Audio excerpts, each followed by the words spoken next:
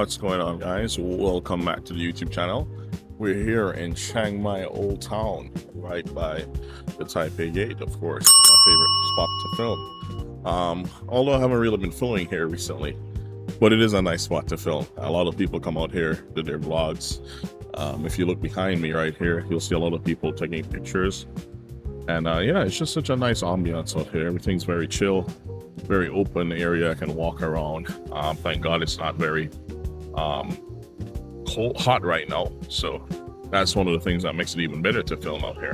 But yeah, I wanted to come back and talk about what it's like being in a relationship with a Vietnamese woman. Now, this is some high level expert advice right here, guys. You're getting it straight from the horse's mouth, me being the horse, of course. Oh, brother, this guy stinks! We're gonna have to work on the jokes. But no, all jokes aside, I'm gonna be talking about what it's actually like being in a relationship with a Vietnamese woman, because dating casually and dating seriously, where you're like actually in a proper relationship and you have a title and such, especially in Vietnam, are two different things. And there are some pros and cons. I'm gonna be real with you.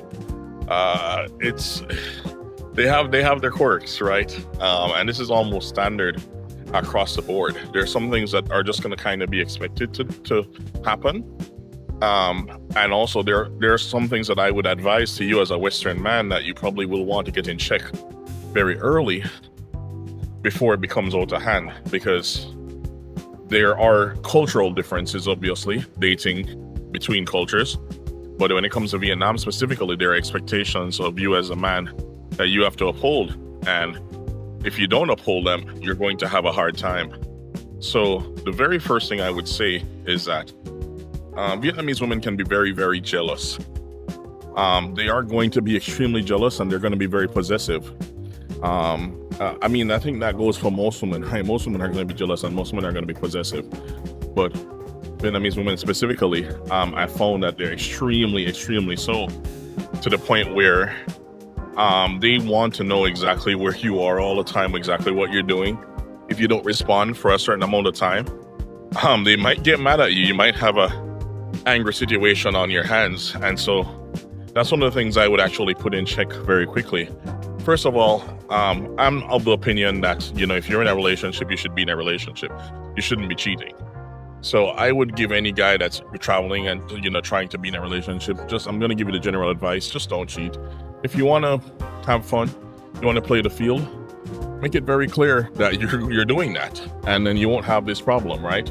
But if you're not doing that and you're trying to date and still play the field, you're going to have trouble. They will find out. They're very, very smart women, and they're very what's the word I'm looking for? They're very perceptive. That's the word I'm looking for. They're very perceptive. They can figure this out very quickly, and they have their own systems in place to do so. So they're very, very effective at figuring out if their guys are cheating. And women in Vietnam have these Facebook groups as well, where they are not above sharing your image in that Facebook group and being like, yeah, you know, do you know this guy? Do you know this guy? Have you seen this guy dating any other person, or are you dating this guy? They have these Facebook groups where they ask that. So cheating is a big no-no in Vietnam, and you're gonna get in trouble if you do try to cheat. Another thing is that Vietnamese women, typically in the culture, at least this is what was explained to me by my ex-girlfriend in Vietnam. It was explained to me that the women manage the finance. So if you're the man, you'll go out and work, and then you bring home your money. She brings home her money as well if she's working, and you basically give it to her, and then she takes care of the finances. She does all the planning, etc., etc. For me, obviously, coming from a Western household, that's a big no-no. So that's something that I had to have a very clear discussion on very early. And I was like, yeah, that's not gonna happen. I'm sorry. And initially, she was quite upset about that. She was like, well, that's how we do it in Vietnam. And, you know, you're not in America anymore, you're in Vietnam. And I was like, yeah, I get that. But there's no way I'm giving you what I earn, which is hundreds of millions of Vietnamese dong a month. And you're going to, you've never touched that kind of money before. No offense to her.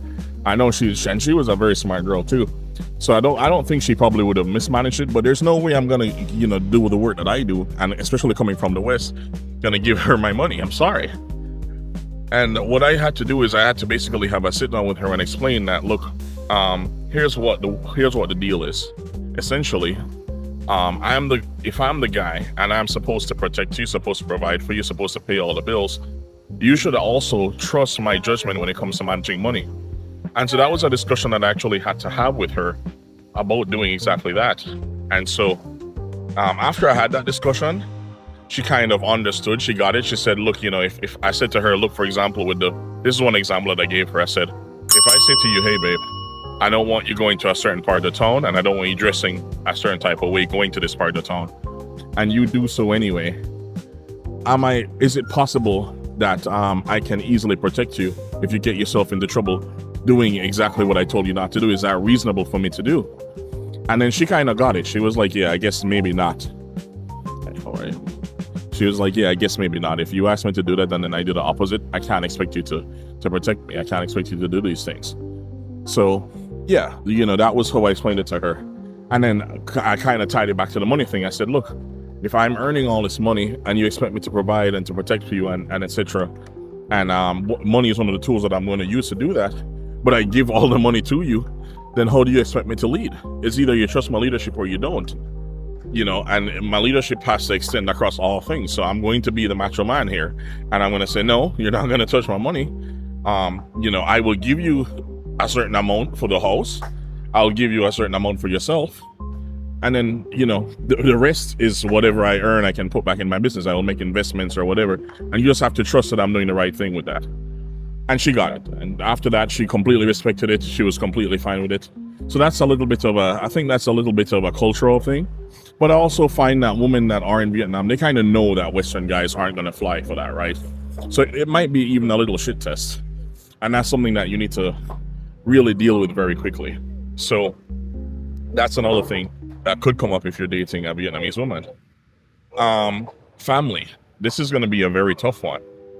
How do you interact with family? Because she will very quickly want to get her family's approval on you as a partner. And if you don't meet the quote-unquote family standards, it is a very high chance that you might not even be approved by her anymore. Her family will tell her, yeah, don't date you. And guess what? Who do you think she's going to listen to? The family that's raised her and has continually given her money and provided for her for years? Or is she going to trust you, the guy who she just met 1 or 2 months ago and hasn't really built a very good relationship with? Who do you think is higher on that trust list, right? So that answer is self-explanatory. I don't feel like I have to give you that answer. But that's exactly what you can expect to happen if you don't have the right expectation. So it's really, really important that you impress her family if you're serious about her anyway. If you're not serious, then maybe you can keep dodging the family meetings. But understand that if you do meet the family, you need to make a good impression. It would be highly advisable, to take them out and pay for a meal. It would be highly advisable to bring a gift to the house. You don't want to go to a Vietnamese house empty-handed. They will tell you, don't worry about it, worry about it. Bring something to the house. We already have this standard in the Western society. My mom always said to me, you should never go to someone's house as a guest uninvited. But especially if you do show up as a guest, always have something. Never bring empty hands to a guest house, to someone's house. So same thing applies here. Make sure that when you do go to their family house, you bring something. There's also going to be an expectation that you are going to chip in on, let's say, family matters. Let's call it family matters so that we don't specify too much, because these can range from, maybe chipping in to send a cousin, a distant relative to school, buying some school clothes or buying some books. I'm not completely opposed to that. And again, if I'm going to marry someone, I get that I'm going to be part of the family. However, you need to make the expectation that if you're going to be doing so, is my being part of the family only financial? or am I actually part of the family, right? Because that's the thing. If they only call you for things that they need, but you're never invited to any family get-togethers, anything else, well, that's very telling.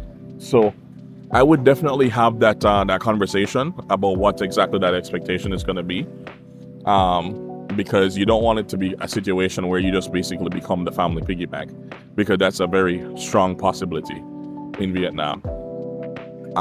Another thing that you won't really necessarily be expecting to deal with initially is Tet. Tet means a lot to Vietnamese women. They're going to travel home. So if you're expecting to, take your girlfriend on a trip during Tet time, or, you're going to do anything with her, you're planning anything with her during that time of year, understand that her family is going to come first as well.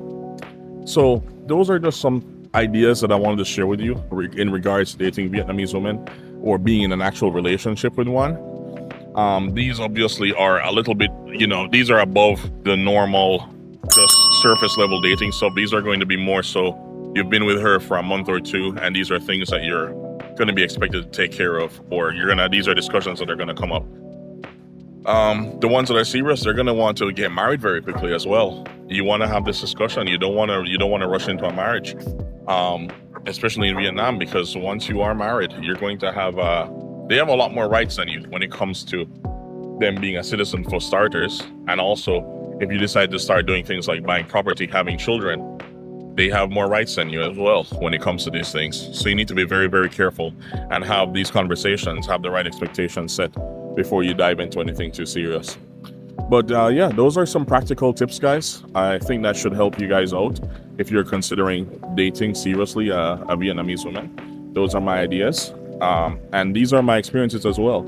Obviously, my experiences aren't perfect. I don't know everything. So there might be other people that know a lot more than me on the topic and probably can give you better advice. But that's what I've experienced from my relationship with a Vietnamese woman so far. And there is one, I will be honest, there is one Vietnamese woman that I wasn't really at the time when I dated her. I probably wasn't in the right headspace to have a serious relationship. And I actually regret not being in that headspace at the moment, because now, looking back, she was probably one of the best girls I've ever dated. And I would like to date her again, and I don't think I'll probably have that chance. That's a bit of accountability for you, looking back in hindsight. I met her not too long after I dated my first Vietnamese girlfriend. But as I said, I wasn't in the right headspace to have a serious relationship. And she wanted one, and I couldn't give it to her at the time. And I'm telling you, like, she would have been a great woman to marry. She would have been a great wife. I literally spoke to her this morning. I sent her a message. So we're still friends, but obviously there is some lack of trust on her side. There's some distrust on her side because of how things happened between her and I. Not that I cheated or anything, but we weren't really in a relationship. It was just I didn't treat her as well as I should have at the time, and I also wasn't as serious about her, and I didn't give her the proof as well, because Vietnamese women are very action oriented. You can say what you want, but you have to show, right? With all women. And I didn't really, by my actions, show her that I was super serious about her. Things like buying flowers, buying random gifts, taking them out for their favorite food without them asking. Just maintaining that gentlemanly attitude, carrying their handbag for them when they're out. Things like this, these are things that they really, really do appreciate, and it's going to go a long way. And even after learning about these things, when I was dating my first Vietnamese girlfriend and going on to date her casually, of course, I didn't apply the things that I had learned from my first relationship. And as I said, like, that's a big regret of mine now, because looking back, that girl, she's a wonderful person. And she probably would have been a good wife, and she would still be a good wife. I mean, hopefully we'll see what happens in the future, right? I'm not locked into anything yet, but let's see what happens.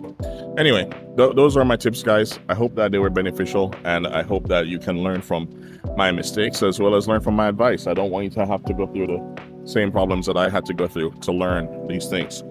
And I also want to make sure that you're set up with the right expectations ahead of time, because the only thing worse than not having expectations is going in blind and just, being completely taken aback by certain requests or certain attitudes that you experience when you're dating in a different culture, because that's the reality. So with that being said, guys, thanks so much for watching the vlog. I appreciate your presence here. It really does mean a lot. I appreciate the support as well on the recent vlogs. If you have any questions, drop a comment below and I'll get back to it as soon as I can. And be sure to drop a like and a sub. It helps the channel out tremendously. Take care, guys, and I'll see you in the next video. Take care.